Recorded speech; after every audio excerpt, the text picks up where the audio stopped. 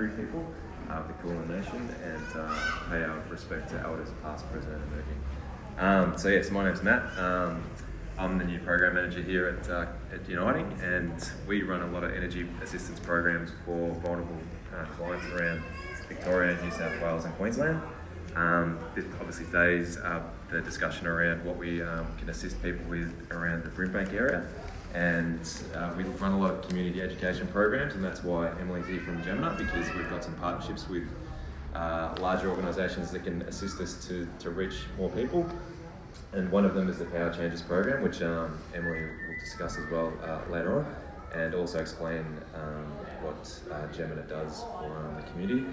And but Kildonan, Uniting Kildonan, we'll just change our name. We assist clients to understand their energy consumption, and for us the really big issue is that we have a lot of vulnerable people who really don't like to use their electricity, as someone mentioned in the last stop, when it comes to summer and also winter, but summer is a really big issue for our clients because of chronic health issues, like single parent families with children, like young children, and a lot of other vulnerable conditions, so mental health issues, domestic violence, and the such. So we help them understand how their appliances work, what they can do to manage them to be more efficient, and also help them understand their energy bills as well, and look to find the best tariffs for them so that they can reduce their costs and not feel so nervous about the summer period and their use of air conditioners. We also teach them how they can keep themselves cool without using a lot of electricity, so fans, like going out to shopping centres, where they have the ability to do that, going to other places, community centres such as this, that are air conditioned and are very welcoming, and it's like a social gathering place as well. We were talking before, Margarita, about pets, which is a big issue, and how places obviously don't allow dogs in, so it's hard for community members to want to leave their houses when it's a really hot day. So that's why we've worked with some other organisations to run programs where we assist people to find a comfortable space in their house. We make it as energy efficient as possible. We retrofit the space so that it can stay cool for longer and not actually keep their bills lower. And that's been a really successful program down in the Geelong area. And and basically that's about it really. So I just want to pass on to Emily and talk about Jemena and the distribution company that they work with. Thanks, Matt. So my name is Emily Duck. I'm the Corporate Social Responsibility Specialist for Jemena, which is a fancy way to say that I look after our community programs. And we've also got Izzy Powell at the back there, who's our photographer extraordinaire, and she's taken some photos, and she's from our electricity strategy. So in a nutshell, at Jemena we're an energy infrastructure company. In Victoria we look after the electricity distribution network, all the poles and wires that deliver power to around 350,000 customers across northwest Melbourne, which includes the Sunshine and Brimbank area. So we're here today because we've partnered with Uniting for the Power Changes program. So as an energy company, we know that on very hot days like we had Monday about a week ago, people can use around 3 times more energy than usual. And when you have a lot of days like that over a summer period, that can have a big impact on people's power bills and also their health and well-being. So through the Power Changes program and working with Uniting, we've been out and about this summer, and we will continue to be for the next couple of months, and we're running energy literacy sessions for people. So that's sharing information on how the energy industry works, who we are and what we do as well, and just really tips to help people be more energy efficient or energy saving, because for us it's about helping empower people really to better understand their energy bills, how they use energy, and hopefully reduce some of those bills as well, while also being mindful of their health and well-being, as Matt said as well. So taking into consideration their own well-being when they're thinking about how they use power. So in addition to the sessions, of which we've had about 4 now, and we've visited community centres, we've also been to adult education sessions as well. We're hoping to go to a couple of festivals next year.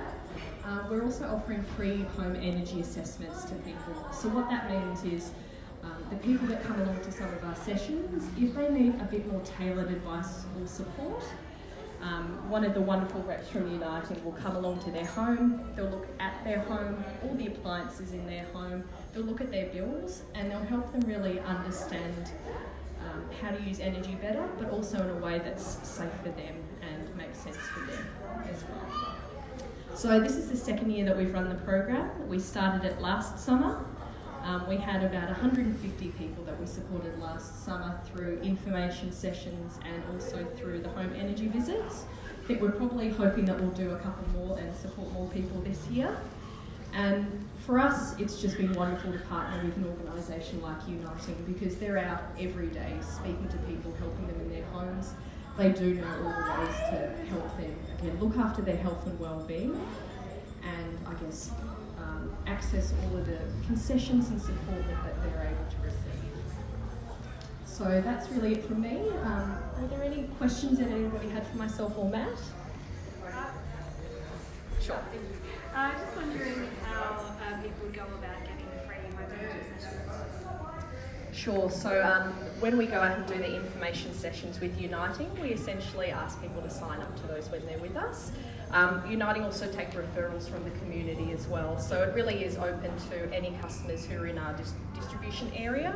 So we go right through from, say, Sunshine all the way out to Ivanhoe as well. So any customers in that area. Are you open to partnering with any other organisations? Do you have any particular ones in mind? I work for Co-Health, and we're one of the largest community health services across the inner north and west of Melbourne. And you know, a lot of our clients are also using the services of Uniting as well. So Yeah, look, it's a great question, and every year after we've run this program, we do look at how many people we've been able to support, the way that we support them, and what the program will look like for the as well, because we're just one of many, we know. Ooh, lots of questions. Hi. How do you help families who can't afford to buy more energy efficient appliances or put insulation, or if they're renting? I mean, how does the program help those people? Because it's hard to reduce your energy consumption except by not using it? Or? Yeah, sure. So look, it's a great question. So this program is more about, particularly with the one-on-one home energy assessments, going out and figuring out ways that, as you kind of said, if there are ways that people can use their appliances to cut down on energy a different way, we provide that advice. If that's something that's just not possible, and sometimes you might just have a drafty house and there's not much that you can do about that, even if you put in some sort of measures, then that's where Uniting can really support. So Yeah, so we run a few. I prefer not to use that. We run a few other programs where we work with other retailers to assist clients like that. So we still do the energy efficiency advice, but we also have the ability to do some retrofit work. So we can like draft seal doors and windows. We can change over fridges. We can replace heaters if it's possible. But it's all dependent on the conditions in the property. So if we can put a good proposal through to the retailer, then they will assist. Otherwise, there's no interest loans that we can help the client access as well. If it's a fridge that needs replacing, they can do that, or a heater that needs upgrading. So there's opportunities out there. Yeah, definitely. did you have a question? Mark Mann from Maxell. That's pretty much a similar question I had to ask. Mm-hmm. Also, too, you may have elders in the group and stuff like that. They're not going to be able to change a fridge over themselves. Is the delivery, is the setup, is the instructions, some of the new electronic equipment, they may not be able to comprehend straight up. They may need, is that all being taken into account, or is it just pretty much, here's a new fridge in a box out the front, see you later? Because if that happens, it's going to sit in that box for the next 6 months. Anytime we replace anything, it's all set up, explained how it runs and how they can actually run it the most efficient that it needs to be. So the advice we give is all tailored to that person and that environment. So yeah, that's all passed on. Second part of the question was recycling of the equipment that's taken away. What happens there? Yeah, so the company that swaps it over, they recycle the fridges as well. You're not allowed to chuck them out. So, yeah. Good questions. Thank you. My question is more around your infrastructure and street trees. Because we're talking around appliances here. So, clearance guidelines, keeping trees away from power lines, restricting the ability of street trees to keep our cities cool. So, interested to know, from my position as reading the West, how can we work with power companies and people like ourselves, or the distributors, to change the electric line clearance guidelines to support the growth of trees? Because if we've got really green streets, people perhaps may not need to have their power, the air conditioner on so much. So it's a collaboration, I think, that needs to happen between, say, local government or power companies. So I'm just sort of throwing that out there to you. Because, what's Jemena's thought? I know Jemena has to administer the guidelines. It's a state issue. So is that something that can be explored? Look, it's a great question. Because I look after our community programs, I'm busy across all of our clearance stuff, but I'm more than happy to take that question back to our business, because we do work very closely with local councils, and obviously environment is something that's... I could probably add something. So I can't make any promises that we're going to be able to change the guidelines, but we are looking into ways that we can be innovative in the way we manage vegetation. So using things like artificial intelligence to keep a closer eye on how quickly these trees are growing means that we may not have to trim them back as much. So I'm hopeful that we can optimise what that looks like and get a better outcome for our customers. Can you just mention your name and position? I'm Isabella Powell, the Electricity Distribution Strategy Team. Thanks, Isabella. Thanks, Emily. I just want to invite as well up to speak is Christine. In addition to having Matt and Emily speak, we wanted to actually mention some programs that happen at Brimbank City Council to also support community members. Christine's community register is a fantastic example of what's available for our Brimbank community members as well. Thank you. Hi, I'm Christine Bell from Brimbank City Council. I'm the Volunteer Coordinator and Development Officer. One of our programs that we have that supports Brimbank residents is the Community Register program. So what the program does, it's solely run by volunteers. Residents can nominate a phone call weekly, fortnightly or monthly where we check on how they're doing. We also remind them of what the weather's going to be like. If it's going to be over 40 for a few days, we'll check in and make sure they're drinking enough fluid as they can. What are you doing to stay cool? The program is run in partnership with Victoria Police, so if they don't answer on the day that they've nominated, we will ring their next of kin and find out what's going on and send police around if need be.